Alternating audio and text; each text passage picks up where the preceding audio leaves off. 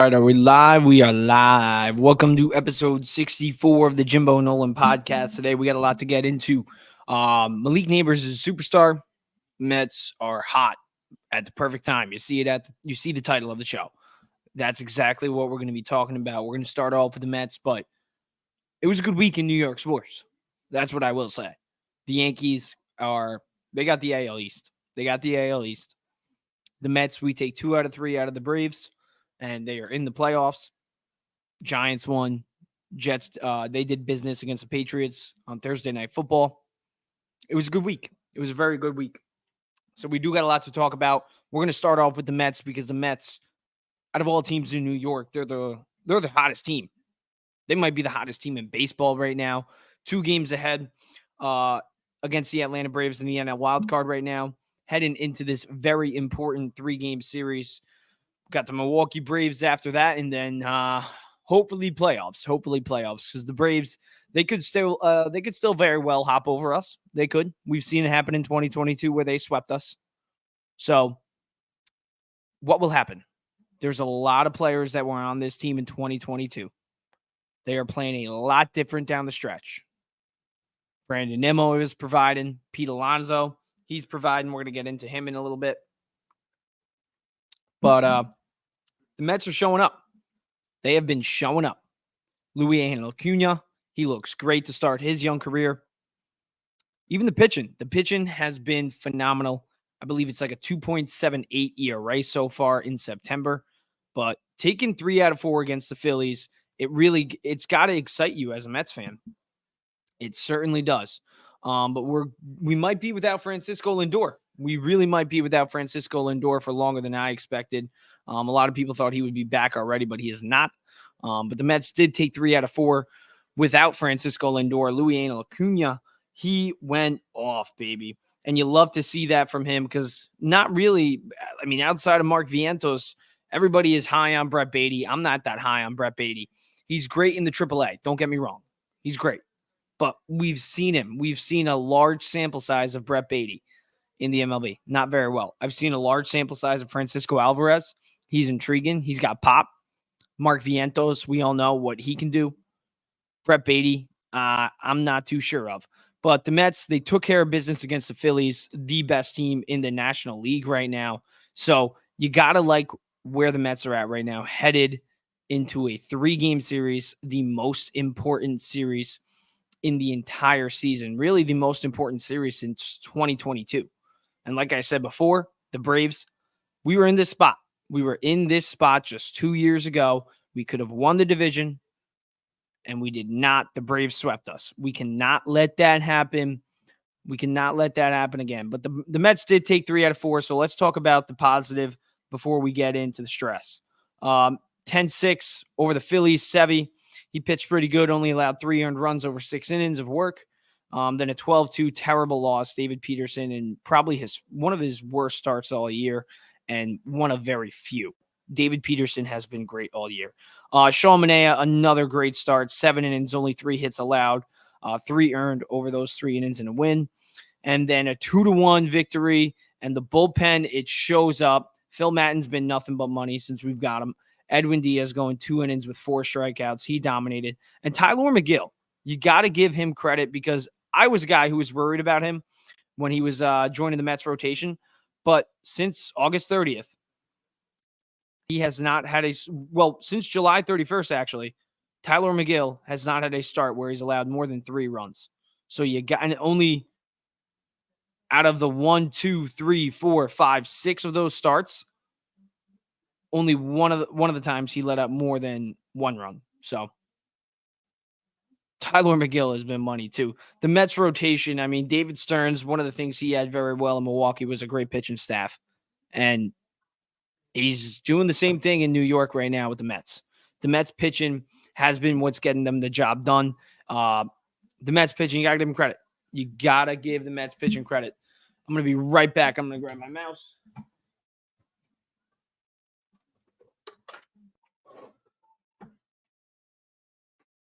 All right, we're back. But yeah, the Mets pitching has been great, and we're going to need that pitching against Atlanta. And the probable starters right now is Jose Quintana, Luis Severino, and David Peterson. And based off what they've been doing, you got to have confidence heading into that series. You really do.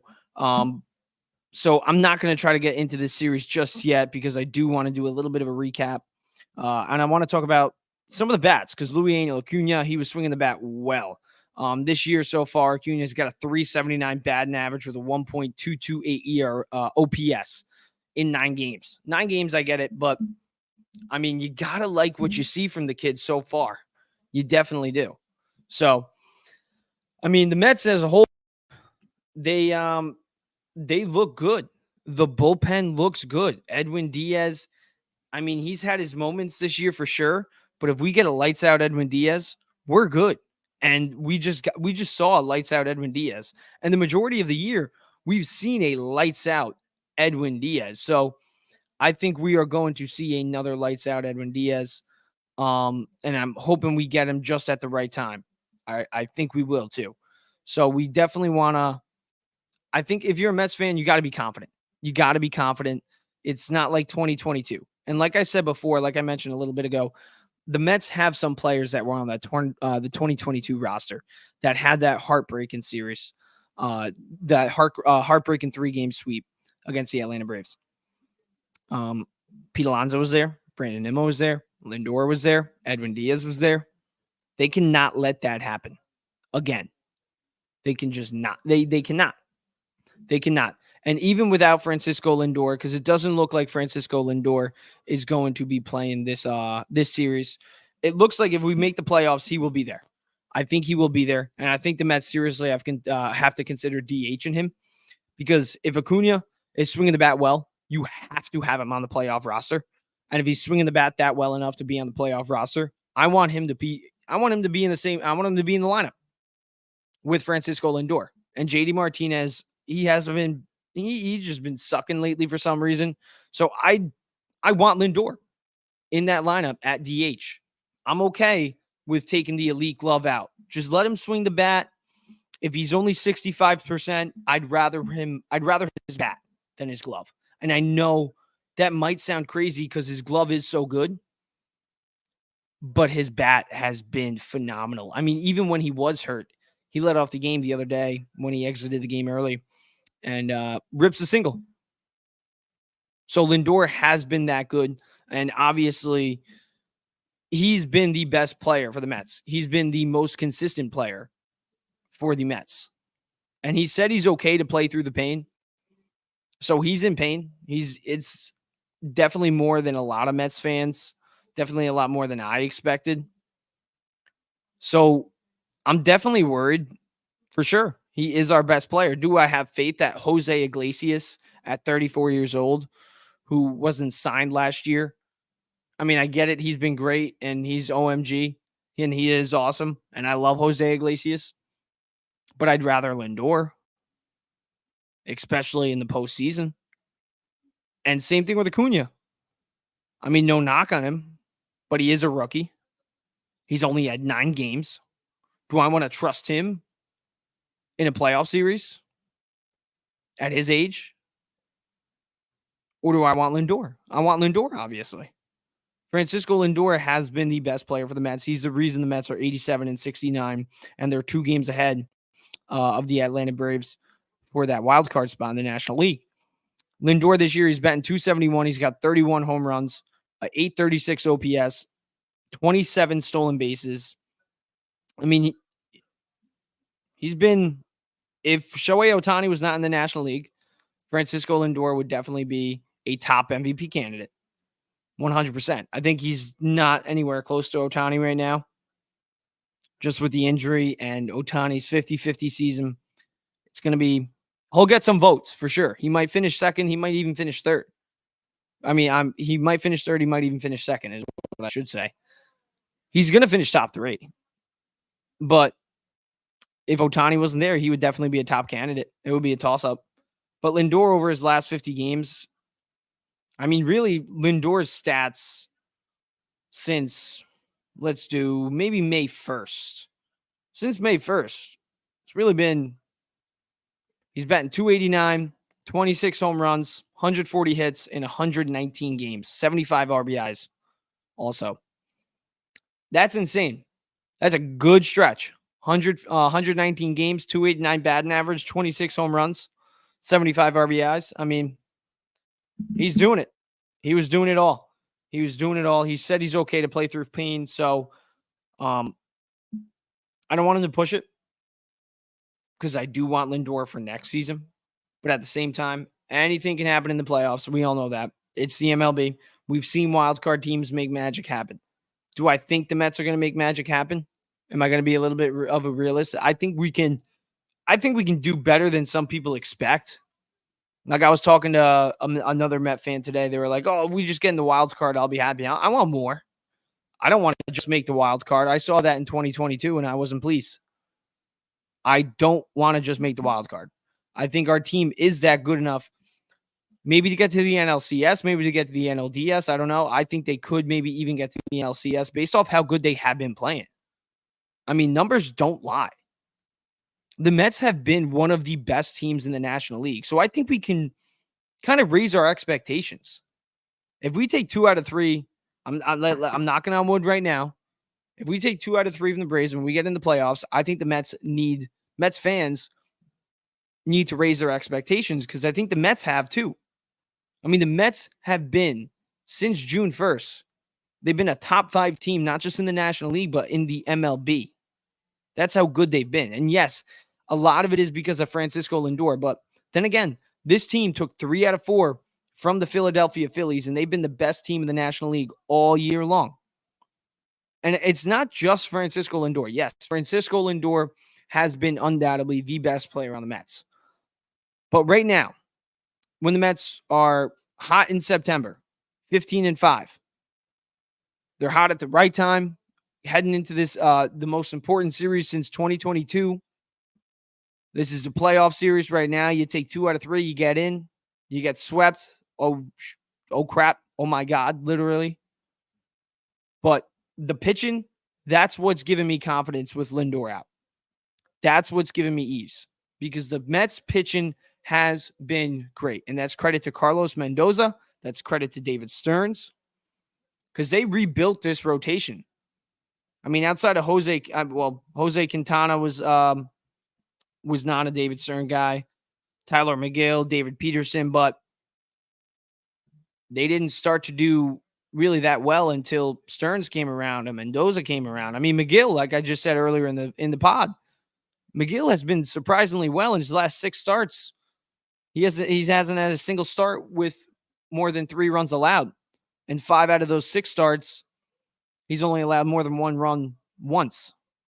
So McGill's been money. David Peterson, I mean, outside of his last start, he's been money. Jose Quintana, in his last 10 games, he's 5-3 with a 3.22 ERA. And he'll be taking the bump against the Atlanta Braves in game 1. And then we'll get Luis Severino and David Peterson. And speaking of those guys, David Peterson, I mean, all year long, since he's been called up and he joined the Mets, he's been the best starter. I mean, Manaea has been great, don't get me wrong, but David Peterson has been the best Mets starter. 9-3, 3.08 ERA. I mean, he's had it in him, and sometimes it takes a while for first-round pitchers to really get going in the league. And maybe Peterson is, I'm not going to say he's an ace, but he's been pitching very well this year. He has the best numbers out of all the starters, for sure, outside of innings. But he's been money. He has been money. And then Luis Severino, I mean, you got to give him credit, man. I mean, he stays healthy, and look what he can do. I mean, he's not the ace that he was with the Yankees, but he's a guy you can trust. He's a guy you can go out there and you say, all right, Sevy's on the bump. We can win this game. We can win this goddamn game. The Mets are good. They got a good rotation. And who would have thought? Going into last year, Max Scherzer, Justin Verlander. Scrap those guys. Who do we get? Oh, we get the Yankees left. We get the Yankee scraps, right? We get Harrison Bader. We get Luis Severino. I know Harrison Bader's not a pitcher, but who do we get? We got scraps, right? Jose Quintana, we got last year. Old veteran, floating around the league for a while. Sean Manaea. I mean, really, everybody was trying to give up on him. Even myself, I wasn't even that intrigued by Sean Manaea signing. I mean, He had a great second half of last year, but this year he's been lights out. Sean Manaea has been lights out. And then David Peterson steps up. The Mets pitching has been great. And you got to give credit to Stearns. You got to give credit to Mendoza. But Sean Manaea, I would say either him or David Peterson has been the ace. And that's who I would give the ball to game one. I would say Sean Manaea. I just think Peterson is not ready for a game one playoff start. I would say if we make the playoffs, knock on wood that we do, Sean Manaea is who I want on the bump in game one because Sean Manaea has been that good. He's been that good. As Keith from Shea and Sons would say, he is the tribal chief of the Mets. He's been the tribal chief. But yeah, overall, the Mets pitch has been great. You definitely got to like where they're at there. But yeah, without Lindor, the Mets need people to step up. And Brandon Nimmo, he stepped up. He was true to his word. He told Mets fans to come out. He got them that win with a big home run on Sunday night. Edwin Diaz, he was lights out too, going 2 innings. So you got to give him credit too. I would say they're co-player of the games. But we need other guys to heat up that is not Francisco Lindor. We've needed that for a while because I've been saying all year, imagine with Francisco Lindor, we had Pete Alonso and Brandon Nimmo playing like they should. The Mets would be in the run-in for the NL East this year. I really think they would. If Pete Alonso and Brandon Nimmo consistently played like how they've been playing lately, the Mets would be in the run-in for the NL East. But Pete Alonso is heating up. He is heating up. And if Pete Alonso heats up, I will love that. Every Mets fan will love that. And I will be the first one screaming, bring this guy back. If Pete Alonso goes on a tear right now and into the postseason, bring him back. Bring him back. He can save his Mets career. He can save the narrative surrounding him this year. All he has to do is continue what he's been doing his last 10 games. His last 10 games, he's got a 324 batting average, a 1.026 OPS, only 3 home runs, but 8 RBIs. He's hitting with runners in scoring position. He's driving the ball into the outfield. I mean, he's even getting bloop singles. He got a bloop single the other night. And you know what? It scored a run. So I'll take that. I will take that. And guess what? I'm not sure if he ended up scoring in that inning, but he's getting on base. He's hitting with runners in scoring position. And the first inning home run the other night. I mean, we don't need like 6th inning, 7th inning, we're up by 8 runs, home runs. We don't need that. We need a tone setter against the Philadelphia Phillies, the best team in the National League, and he did that in the first inning the other night. He hit a home run. We needed a tone setter. And if Pete Alonso can be that guy, if he can be that guy in the series against Atlanta, if this success can carry over, and then against Milwaukee, if he can use them as a little momentum push into the playoffs, and if we get the best Pete Alonso at this moment, oh boy. You put Francisco Lindor at DH, you get the best out of Pete Alonso. I don't care what Brandon Nimmo does. I mean, if he does anything, that'd be great. But if we get the best out of Pete Alonso right now, he's a guy who hit 50-plus home runs. He's a guy who hit 47 home runs a few years ago. He's a guy in 2022 that led the league in RBIs, not just the National League, but the MLB. Pete Alonso, when he is at his best, he is one of the best hitters in baseball. I'd say a top 10, top 15 hitter. In 2022, when he had a 272 batting average, he had 3 home runs, and he had like 120-something RBIs. He was a top 10, top 15 hitter. And what happened when Pete Alonso, Francisco Lindor, and Brandon Nimmo were all going off at the same time in 2022? What happened? The Mets won over 100 games. So what I'm saying is, and yes, they failed in the playoffs. But what I'm saying is, if the Mets get a hot Pete Alonso, if Francisco Lindor can come back, the whole league, I think the whole league better raise their expectations for this Mets team. Because I know they're only a wild card team right now. And some people are looking at it as, hey, if we make the wild card round, great. If we make the playoffs, great. Man, that's awesome. It's a great season. That's successful. Now, we got to start to raise our expectations. This pitching staff has been one of the best in baseball. One of the very best in baseball. A top 3 rotation in baseball. We have a great lineup.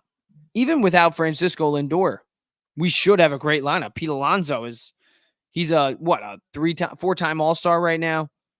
Brandon Nimmo, we know what he can do. When he's hitting, he's hitting. We just need him to really get on base.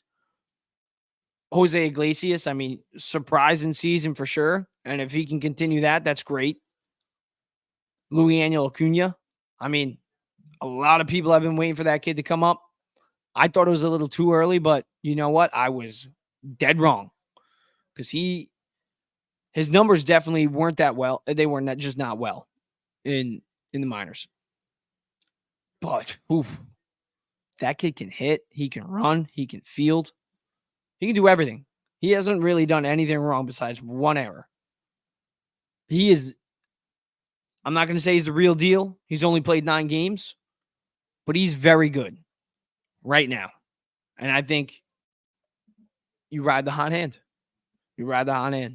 So why not keep him up? But Pete Alonso, we do need him for sure. Brandon Nimmo, we need him for sure.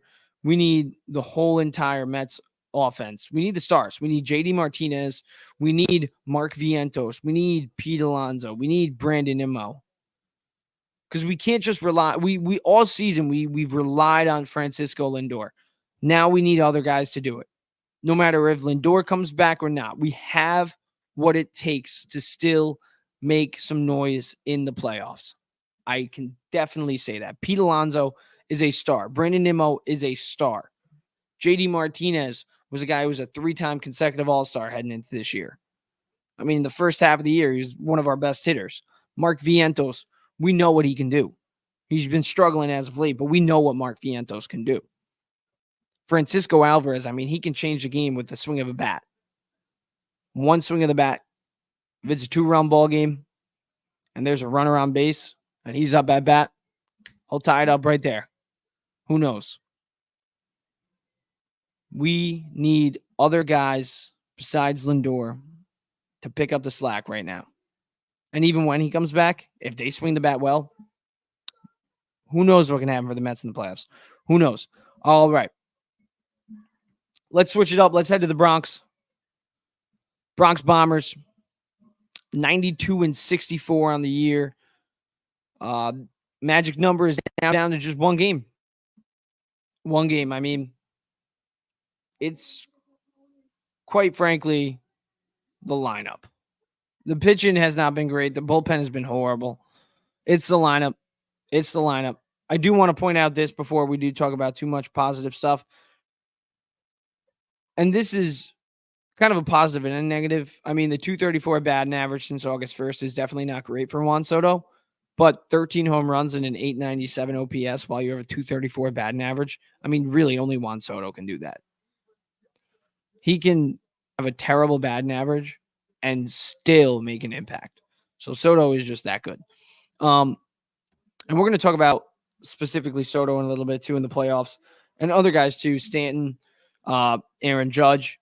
But first, let's talk about just as a whole, this Yankees team. I think you got to have skyrocket expectations because of the lineup. I mean, the lineup, when you look at Aaron Judge, Juan Soto, Gleyber Torres has been swinging the bat well. Jazz Chisholm Jr. has been swinging the bat well in his tenure with the Yankees. Stanton, who's been having a surprisingly good year. I mean, the Yankees, they have a great lineup. A great lineup. Rotation-wise, I mean, outside of Garrett Cole, I would not trust any of these guys. The bullpen, Clay Holmes, I mean, he's about to break the record unless he already did. I don't think he did yet, but he probably will for most blown saves in a single MLB season. But it's the lineup. You got to rely on this lineup. And the Yankees have a chance to just hit an enormous amount of home runs. Because if their pitching staff can just allow less than 3 runs per game, I think they can win every single series. 3 runs, 4 runs per game. Because I think the Yankees, in a 5-game series, I think they score 7 to 10 runs at least 3 times. That's how dominant their lineup is. I mean, look at Aaron Judge. Look at these stats. Aaron Judge, 55 home runs, 139 RBIs, 323 batting average, 1.153 OPS. That's just unfair. Those are video game numbers. That's when you put Road to the Show on rookie. And you're just poof, poof, poof. Home runs left and right. Aaron Judge is literally playing Road to the Show on rookie right now. And another thing about Aaron Judge, I know Ohtani just went 50-50. Aaron Judge is a Gold Glove defender in the outfield. Plays right, plays center, plays left. 2 seasons ago, he just broke the modern day home run record. I mean, probably the best, most home runs, I'd say, from a guy who didn't take steroids, if I'm not correct. Then whatever. But he hit a lot of home runs, more than Ohtani this year. And I don't know. I think Ronald Acuna last year, his season, 40-something home runs, 70-something stolen bases. I think it's a little bit better than 50-50, especially when you're playing the outfield that much. So, I don't know. Ohtani, his season is definitely great, but I think some people are amplifying it because he's Shohei Ohtani. And I know he's an all-world athlete. He's once in a lifetime. But how are we just going to discredit what Aaron Judge is doing? 55 home runs, 139 RBIs, while hitting 323, while playing elite defense in the outfield. That's why the Yankees are about to clinch the AL East. That is exactly why. Because they have Aaron Judge. But also, the Yankees have got a sizable lead on the Baltimore Orioles as of late. And Gleyber Torres, he's somebody that you got to have confidence heading into the postseason, I would say. Since August 1st, 301 batting average, 5 home runs, 20 RBI, 780 OPS. That's a guy you want on the top of your lineup. That's a good leadoff hitter right there. Jazz, he's been great too with the Yankees heading into the postseason. I think it's the protection in this lineup that is offered to him. When you got guys like Judge, Stanton, even Gleyber Torres, who's been swinging the bat well, you're going to hit the ball well if you have Jazz Chisholm talent. He was the best. He was probably the biggest threat in the lineup when he was with the Marlins, I would say. And now with the Yankees, what is he, 4th? So he's definitely got that. The pressure is taken off him, and I think that's definitely a big part of why he's having so much success with the Yankees. Did I just almost say he's having so much sex with the Yankees? Jesus. But yeah, Jazz Chisholm is having a lot of success with the Yankees. Maybe even sex. I'm just kidding. But Jazz Chisholm Jr., 276 batting average, 833 OPS, 10 home runs with the Yankees so far this year. So you definitely got to be confident in him. You definitely got to be confident in a lot of the guys in the lineup because when outside of Aaron Judge, and we'll start off with him, let's just rip the Band-Aid off right now. Aaron Judge in the playoffs, he's stunk. He's been horrible. A 211 batting average, 772 OPS, 13 home runs, and 25 RBIs. That is not Aaron Judge. If Aaron Judge plays like regular season Aaron Judge in the playoffs, the Yankees, I think they will just cruise to the ALCS. And then from there, maybe they win the World Series. Maybe they don't. I don't know. They're going to need more than Aaron Judge at that point. But Aaron Judge could single-handedly just carry the Yankees. Let's go over a couple paths for the Yankees to get to the playoffs, right? Pitching dominates. Other hitters provide, like Soto, Stanton, Gleyber Torres, Jazz. They got talent outside of Judge. But the easiest way for the Yankees to get to the ALCS is have Aaron Judge just do what he does in the regular season, and the Yankees will cruise to the ALCS and potentially win the World Series. Because Aaron Judge is that good. I can't stress it enough. He's a guy who he's in 323 and he's got 55 home runs. Those are video game numbers. But his playoff stats are terrible. So, who's the first guy every Yankee fan will be glaring at in the playoffs? It's Aaron Judge. Because every Yankee fan knows the pitching they're going to be shaken. They are going to be shaken. Every time the Yankees throw a pitch, if your name is not Garrett Cole, every time a Yankee throws a pitch that's not Garrett Cole, Yankee fans will be shitting bricks. For sure. 100%. Anybody that comes out of that bullpen, Yankees fans will close their eyes, keep their fingers crossed, and say, wake me up when the Yankees start to get at bat. It's like when in the MLB, you just fast forward. I don't want to even try. Don't even give me, no attempt. I don't want to watch. So we'll see what happens, but it's the Yankees lineup that is definitely the path to the pennant. It's Aaron Judge. You go off, boom, pennant. There you go. So his playoff stats are just. But Stanton's playoff stats, that's a boom. That is a boom. Giancarlo's, he's just a beast. 963 OPS, 11 home runs, 24 RBIs in his postseason career. He's a beast. Juan Soto even, too. I mean, 845 OPS. He's got a ring already. 7 home runs, 21 RBIs. He's a beast. So you got guys, 2 legit power threats. Juan Soto is an MVP candidate. Stanton was an MVP. These are guys that can do it with one swing of the bat. Legit. Aaron Judge, you join those guys. Boom. If Stanton, Judge, and Soto all go off in the postseason, poof, Yankees win the World Series. That's simple. And Jazz too. But mainly those 3 guys, they hit home runs. Boom. Boom. That's all it is. Here comes the boom for the Yankees. If they can do that, that would be big. If you get all 3 of those guys hot in the playoffs. Oof. But like I said before, the Yankees, they need the lineup badly because the pitching's been horrendous. Louis Hill just had a terrible start against the Oakland Athletics. That's just, he hasn't been well. He has not been pitching well. In the first half of the year, we were like, this guy could be an ace. No, he can't. Marcus Stroman, he's been terrible. He's had a 5.26 ERA since August 1st. Nestor Cortez, all year, he's just been inconsistent. 9-10, 3.77 ERA. Rodon, I don't know how he has a 16-9 record, but somehow he does. But it's really Garrett Cole. Complete game. I think he only had I want to say 7 strikeouts. So Cole doing what he does best. And I talked about it on last week's pod. You look at his numbers, they're not amazing for Garrett Cole. But at the same time, when you really look into it, he had 4 bad starts this year. And 2 of them were against the Mets and 2 of them were against the Red Sox.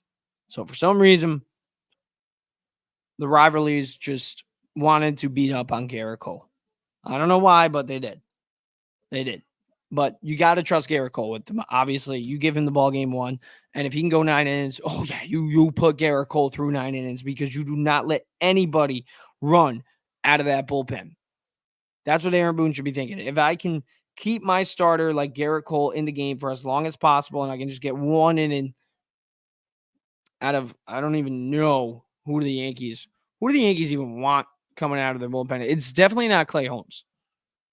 Clay Holmes is about, like I said before, to break the record for most blown saves in a single season. I don't know how. Also, the Bengals are losing to the Commanders. Wow. The Chiefs not doing too well. Bengals not doing too well. That's definitely a concern there. But yeah. Now I'm off track right now. Jesus. But yeah, the Yankees. Garrett Cole, he's had what? A few bad starts. So you want to really get him to go as much as you can in the playoffs. Because that bullpen is just terrible. It is terrible. Tommy Canley, he's been good. But Right now, Canley's got actually a 1.77 ERA in 47 games this season, so he's been great. He hasn't let up only 2 earned runs allowed since only 2 earned runs allowed. Wow, since July 31st. Wow. And that was against the St. Louis Cardinals. 2 earned runs against the St. Louis Cardinals. So I would say Tommy Canley's got to be your first option. I would say you got to put him in the closer role. Why not? Keep Clay Holmes as far away from the hill. And then you look at other guys. I mean, Luke Weaver, he's been pitching pretty well this year. Why not give him a shot a little bit more in the playoffs? Across 81 innings of work so far, he's got a 2.93 ERA, right? So Luke Weaver is definitely a guy that you got to trust out there. He has only allowed 2 earned runs in September. Really, since August, he's only had 2 bad appearances. Luke Weaver let up 5 earned runs against Texas on August 10th, and then 2 earned runs against Texas on September 2nd. And guess who's not going to be in the playoffs? The Texas Rangers. So Luke Weaver, you got to trust him. So the Yankees do have options in the bullpen. Tommy Canley, Luke Weaver, and really that's about it. Cody Poteet, maybe. Cody Poteet, but he's only had 4 games, 4 starts. Hasn't pitched since June 12th. So, what can they do? Jake Cousin has the injured pectoral, so that's a big blow for them because he was pitching where he was having a great season. 37 games, 2.37 ERA. He's having a great year. So, outside of Luke Weaver, Tommy Canley,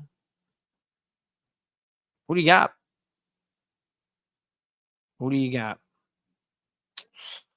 Really nobody. So, maybe move a guy to the bullpen. I really don't know what the Yankees can do. Because I think if I'm the Yankees, I want to keep Clark Schmidt in the rotation. You gotta.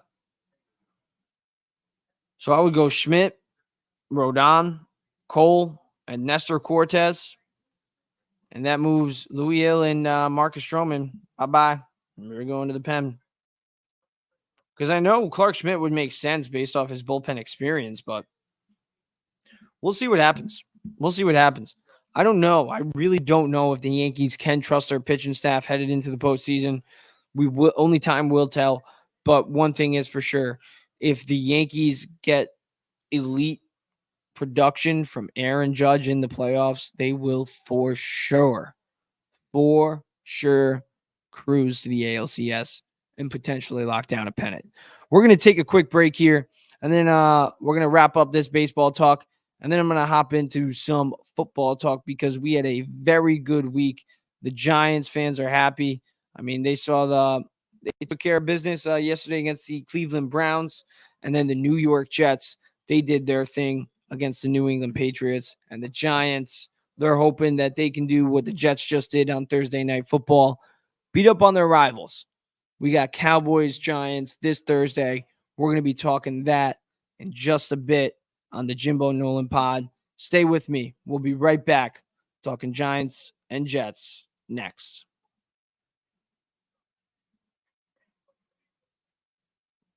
Last 80 games of 2023, 284 batting average, 15 home runs, 44 RBIs. If we get that Lindor for a full year, and now I'm not saying last year he didn't have all year. Look at the numbers. Last year, 2023, Lindor was a top shortstop. He was an all MLB shortstop. 30-30. He was a beast. But in the last 80 games, the second half, that's when Lindor really turned it up. If we get that Lindor for a full season, the Mets are going to make the playoffs. They're going to make the playoffs. And Lindor will be an MVP candidate. He has MVP potential. I've said it since the Mets have traded for him.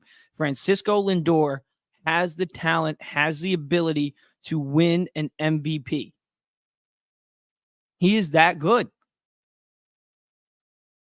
But he's inconsistent at times. I cannot ignore that.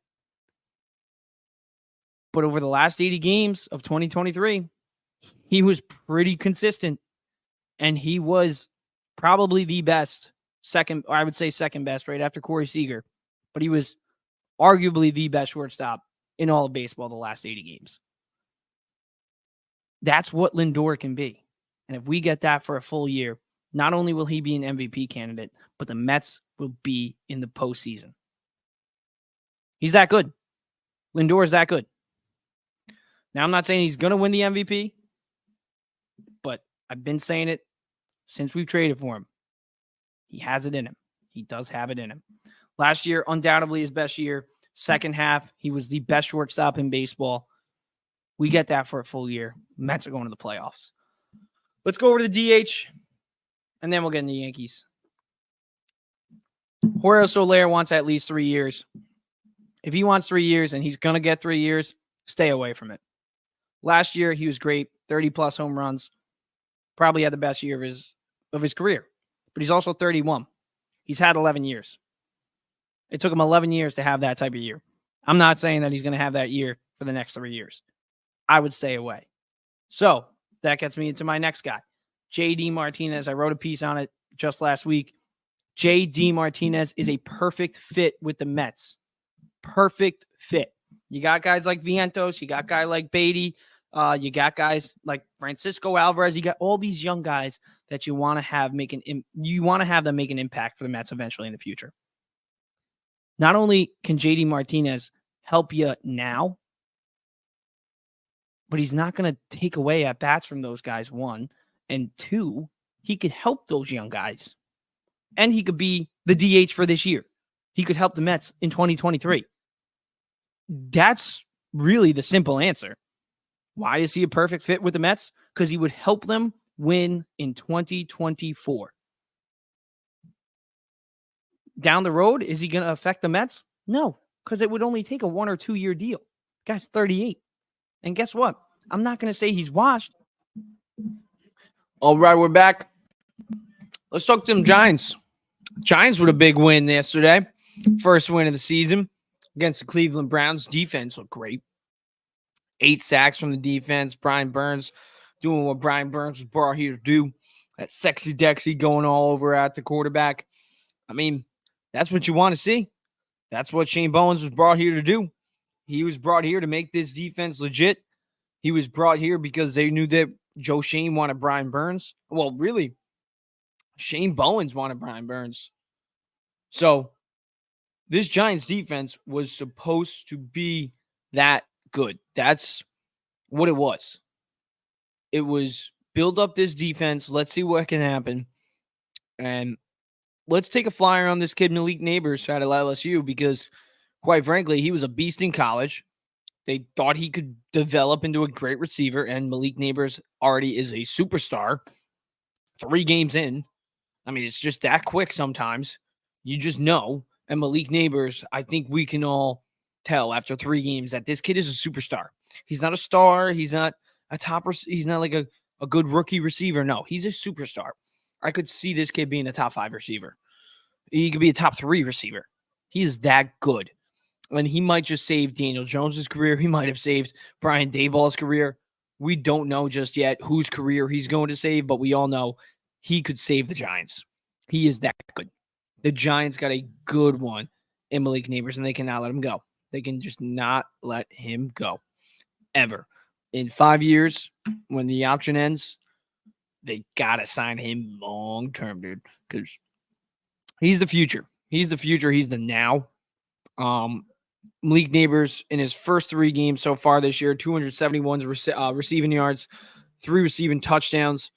He's been money. He's been money. And Daniel Jones, he knows. He knows he has a top receiver. He knows exactly who he has. So, Jey Uso just won the Intercontinental Championship. Wow. That was unexpected. But listen, Malik Nabers is already a legit superstar. He might have just saved Daniel Jones' career. And that's no knock either on Jones. Jones has legit not had a top receiver ever. Ever in his entire career. I mean, really, who have they tried it? Who was the guy a few years ago? And he was cut after 1 year. I can't think of his name. We got 50 people watching right now. By the way, if you're on X, make sure you like and retweet this. I would really appreciate that. Let's double, let's triple it. Let's get it up there. Let's use those retweets. Let's use you guys. But yeah, listen, man. Malik Nabers is legit. I think you can tell that just right after 3 games. And Daniel Jones, in the first half of the game, he looked great. And in the second half, you can say what you want. But at the end of the day, Daniel Jones has a top receiver. And if he utilizes him and the defense does what it can, I think the Giants can be better than everybody expects. I really do. Can they beat the Dallas Cowboys? I don't know. I don't think they can. I don't think they will. But at the same time, it's the NFL. Anything can happen. We just saw the Cincinnati Bengals lose to the Washington Commanders. They're off to an 0-3 start. Nobody thought that would happen. So what I am saying is anything can happen, and the Giants could definitely beat the Dallas Cowboys if their defense shows up like it did last week. If Daniel Jones and Malik Nabers continue to have that phenomenal connection. Because all it takes is a few. That's all it took for the Giants. That's all it took on offense. Devin Singletary, he played phenomenal. But it was really a few big throws to Malik Nabers, and he just went up there and grabbed the ball. That's really all it was. And if that's going to be the Giants' offense this year, I think it could be a great offense. And that is crazy to say, but Malik Nabers is that good. And like I said before, Giants' defense was great. Dexter Lawrence and Brian Burns, they looked phenomenal. Giants defense in week 3, 8 sacks, 17 QB hits, and they forced 2 turnovers. Jason Pinnock, like 3 sacks in the last 2 weeks as a safety. I mean, that's definitely a good sign. Shane Bowen, we all know, coming here as that defensive coordinator, the main thing that he wanted to do was utilize that pass rush, utilize Azeez Ojulari, Dexter Lawrence, Brian Burns. Take advantage of that. We got the Giants have speed. They have power. Now, Shane Bowens, he used it in week 3. They started off slow in week 1 and week 2, but in week 3, the Giants defense, it finally showed up. And that's what happens when you have a great defense and an offense that can just put the ball in the end zone a few times. And the Giants, I think right now the Giants, outside of Zach Wilson, they're at where the Jets were a few years ago, where they have a developing defense that looks pretty good, that definitely has potential. But they also have not even a young QB, just a questionable QB in Daniel Jones that you really don't know what to make of him. And he is definitely 10 times better than Zach Wilson. I will say that right now. But they also have Malik Nabers. So it gives you confidence that, hey, if Malik Nabers and Daniel Jones can just flip the field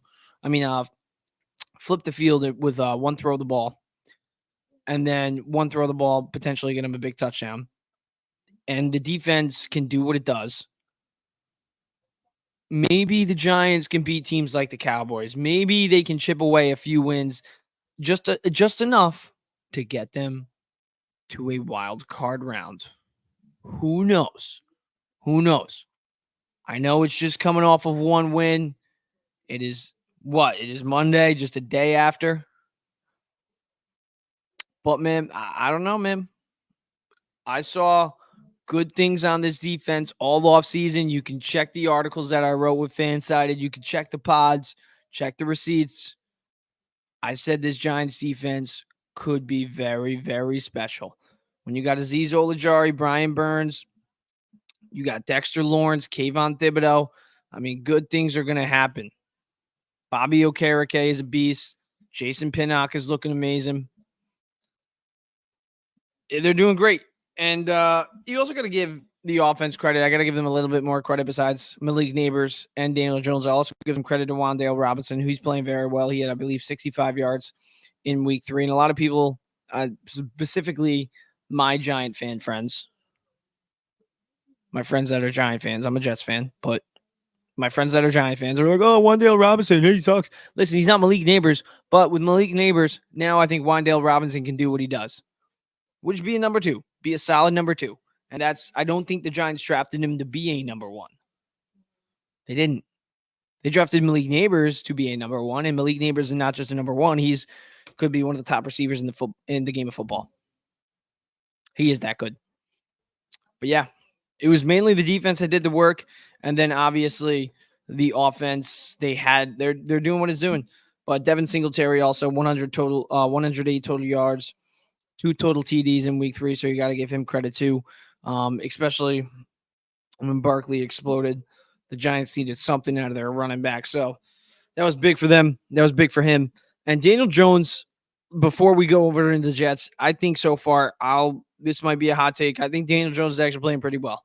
Outside of week 1, Daniel Jones is playing pretty well. You got to give him credit. I love calling him Danny Doofus. I love it.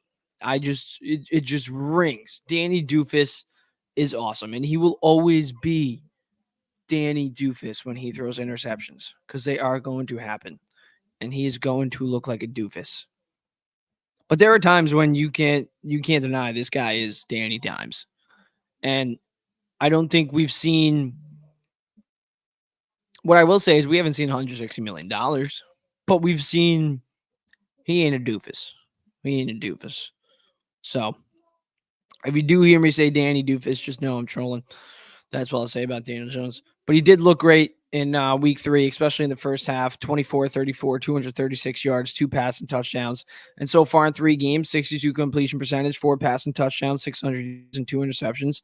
So I think you want to see more, definitely. But at the same time, you're happy you're not seeing less. So Daniel Jones, I will say, having a good start to the year. Definitely want to see more. We'll see what he can do in primetime this Thursday against the Dallas Cowboys. Like I said before, Commanders just beat the Bengals. Bengals are 0-3. I mean, we saw the Rams just beat the Niners. So anything can happen in the NFL. The Vikings beat the 49ers. So we'll see what happens. We will see what happens. I think the Giants have a shot to beat the Cowboys this Thursday based off that defense. The defense looked great, man. I mean, 8 sacks, 17 QB hits, and the 2 turnovers. That defense plays that well. Forget about it. Just forget about it. But yeah, Aaron Rodgers and the Jets, they dominated the Patriots in week 3 on last Thursday Night Football. About time that the Jets beat the Patriots up that much. Only allowing 3 points, scoring that many points. Rodgers looked great throwing on the run. He was moving around in the pocket, getting out of the pocket, and also a few rushing attempts as well, sliding when he needed to, not taking the big hit. Offensive line did a great job of protecting him. Breece Hall, I mean, he was laying his body on the line at moments. If you just look at the tweets and the videos, he was just really getting wrecked. Felt bad for him. I really didn't even notice it during the game when I was watching, but when I was watching back on X, dude, Breece Hall took a beating. But he even said it himself, that's what you do when you got A-Rob. Rodgers is great. He is still, I would say Aaron Rodgers is still a top 5, top 10 quarterback. Definitely top 10. I would say definitely top 7. In my mind, I think Aaron Rodgers is still a top 5 quarterback. I mean, if I had to rank the quarterbacks right now, based off what I've seen so far this year, I mean, can I put Joe Burrow in the top 5 when he's 0-3? I mean, I know Joe Burrow actually had a pretty good game, but he's also 0-3. Joe Burrow today actually went off 29-38, 324 yards and 3 touchdowns. But Jaden Daniels, the Giants really missed out on Jaden Daniels, 21-23, 254 yards, 2 passing touchdowns, along with 12 rushing attempts, 39 yards. Wow, 3 total touchdowns. Holy moly, Jaden Daniels is a beast. But we're here to talk about the Jets. Aaron Rodgers, I would say top 5 quarterbacks right now. I mean, Patrick Mahomes is definitely up there. Josh Allen, probably number 2. Lamar Jackson, definitely got to be number 3. Damn, this is a toss-up. But it's not like we have Brady anymore where we could just throw him in there. Like, that was always an easy one. But, wow, man. It's really a drop-off. Even after Pat Mahomes is a drop-off to Josh Allen, but then after Josh Allen, there's a big drop-off. Because I would want to say talent-wise, maybe Justin Herbert, maybe. I mean, you could say Jalen Hurts, maybe, but, I mean, at the same time, I don't know, man. I don't want to say Brock Purdy because Brock Purdy has been struggling at moments. So that's why I'd say, yeah, Aaron Rodgers. I would put him at 4. Because this year, if I was a quarterback away, if I was a QB away, right? from a Super Bowl contending team, and you got to tell me, all right, rank the QBs because you want to show it to your boss. Who are we going to get? Right? Patrick Mahomes is obviously number 1, Josh Allen number 2, Lamar Jackson number 3. Number 4, I think I'm going Aaron Rodgers. I mean, you want somebody who's smart? Aaron Rodgers, probably the smartest quarterback in the game right now. You want someone who's got touch on the ball? He's got touch. You want someone that can get the guys going? He can get the guys going. He can lead a team. We've seen it before. And you want somebody that can move a little bit. And even at 40 years old, we just saw him on Thursday Night Football getting out of the pocket, scrambling, throwing out the run, taking sliding plays. Aaron Rodgers still got it, man. Long story short, Aaron Rodgers is a top 4 quarterback, at least according to me. Maybe I'm crazy. I don't know, but he's looking great so far. Speaking of looking great, Braylon Allen, man, I think we got 2 Breece Hall. Braylon Allen is a beast. He's a beast. 20 years old, too. Got to give him credit. One of the youngest players. I mean, the youngest player in the game. So far in his first 3 games, 141 total yards, 2 touchdowns on the year. They actually both came in week 2. But yeah, Braylon Allen, he's doing great. Rookie out of Wisconsin. I mean, he's playing well. Dropped to the Jets in the 4th round. I mean, you'd love to see it. It was definitely unexpected to see this guy just come in and make an impact. But, I mean, now you got Breece Hall and Braylon Allen and Allen Lazard looking good. Mike Williams getting healthier and healthier. Garrett Wilson. I mean, the connection hasn't even been – it's been there at times, but the connection hasn't been like they are there. So we definitely want to see more out of Garrett Wilson and Aaron Rodgers. But one thing you love to see is Braylon Allen and Breece Hall. Braylon Allen and Breece Hall have been great. Breece Hall, through his first 3 games, he's been one of the best running backs in football. No surprise there. 290 total yards, which is the 11th in the entire league among running backs and wide receivers. 3 total touchdowns. So Breece is doing it. He's a beast, man. He is a beast. Like I said, he's one of the best running backs in the game. I mean, he's 290 scrimmage yards, 11th among wide receivers and running backs. Think about that. Wow, he's that good. But Garrett Wilson, you definitely want to see a little bit more out of him because he did catch his first touchdown pass from Aaron Rodgers in week 3. But at the same time, actually, Garrett Wilson was also the first round draft pick to catch a touchdown pass from Aaron Rodgers, which is wild to think about. But Wilson, I mean, 150 yards on the year on a touchdown. I mean, I think we want to see more. 50 yards a game. We want to see more from Garrett Wilson. We definitely want to see more. I had high expectations going into this year. A lot of people do. We can't see plays like we did in week 3 where he's getting the illegal movement on the line of scrimmage. We can't see that type of stuff. We got to see him. We got to see him put in the effort. And I think that will come as the season progresses. But at the same time, we got to see it. It's week 4. We're going to be in the middle of the season in 3 weeks. 3 weeks, we're going to be in the thick of it. So I think we need to see it now, especially that Rodgers is loving Allen Lazard. First 3 games, Allen Lazard doing a lot more than what he did last year. 148 yards, 3 touchdowns so far for him. So he was a touchdown catcher with Rodgers in Green Bay, and that's exactly what he looks like in New York with him. We're going to speed through this because I'm trying to get to bed soon. I got work early tomorrow, man. I got a 7 a.m. to 7 p.m. shift. So we're going to speed through this Jets. We're going to talk some more Jets too this Friday when we go live. But Mike Williams, I want to see him at full strength because imagine Mike Williams at full strength. We know Allen Lazard is actually legit with Aaron Rodgers. Garrett Wilson, once he gets that connection going, he'll be a beast. And then you got Breece Hall and Braylon Allen. And the offensive line is playing great, even without Morgan Moses. I mean, you got Olu Fashanu in the first round that you drafted, so that's perfect right there. You got him to supplement him. We'll see how he can do, see what that does for the Jets. But Mike Williams at full strength, I think that's when the Jets offense really takes off because he's getting big plays. He was a big play receiver with the Los Angeles Chargers. And right now, the plays he's been making, first downs, I think he's averaging over like 13 yards a catch, a little over. Only a few catches, obviously, but big catches. And I think as he gets healthier and as the season progresses, when we have Williams, Braylon Allen, Breece Hall, Al Lazard, Tyler Conklin, Garrett Wilson. This offense is really going to take off. And speaking of Tyler Conklin went absolutely ridiculous in week 3. 5 receptions, 93 yards on the day. Tyler Conklin went off. You love to see it. He's been wanting a quarterback for so long. He was a talented tight end coming in here. So I'm glad to see him finally get it. But the defense, man, I want to talk about this defense because only 3 points. Only 3 points allowed. That's exactly what this Jets defense needed after 2 terrible weeks. And Will McDonald is, yes, he's becoming a star. He's becoming a star. 6.5 sacks. I mean, with Hassan Reddick out, he's taking full advantage of it. Jermaine Johnson now down with the ACL as with the torn Achilles as well, which sucks. But I mean, if we got McDonald and Quentin Williams going after the QB, you still got Quincy Williams. I mean, CJ Mosley, when he's on the field, when he's off the field, I'm so scared. But when he's on the field, I'm just happy because the Jets defense is so sound with CJ Mosley, even at his age. And then obviously Sauce Gardner and DJ Reed, they make the Jets have one of the best secondaries in football.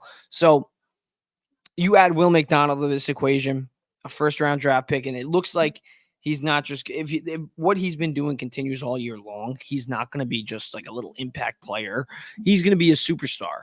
So if Will McDonald's can continue this trend, screw Hassan Reddick. Bye-bye. That's what I would do. But yeah, that's all I got for today. Thank you guys for watching. Like I said before, if you're watching on X, give this a little like, give it a little retweet. Tell your friends, tell them to watch it. I'm going to be uploading this on Spotify too. Also, you can play it back on YouTube. And if you haven't already, make sure you go over to the link in my bio. Go to the YouTube channel. Read some articles too if you want, because I do get paid for those if you guys click on that. But go over to the YouTube channel, click subscribe, watch a few pods if you haven't, watch a few videos, do what you want to do. Or just hit subscribe. I don't care. Do whatever you want, man. But I appreciate all of you guys for watching right now. So I'll see you maybe Friday, unless you didn't like me, which is okay too. If you didn't like me, you don't have to. But what you should like is one of the 4 New York sports teams I talked about. And I am always looking to interact with guests and interact with you guys. So if any of you guys watching ever want to co-host a show with me, ever want to do a podcast with me, want to do a full rundown of New York sports, shoot me a DM, shoot me a message. It's all open. I'm all open. But I'll see you guys. And also, before I do go, the Bengals freaking suck. And also so do the Cowboys. So I'm a Jets fan that will be rooting for the Giants this Thursday because I hate the Cowboys. All right. Deuces.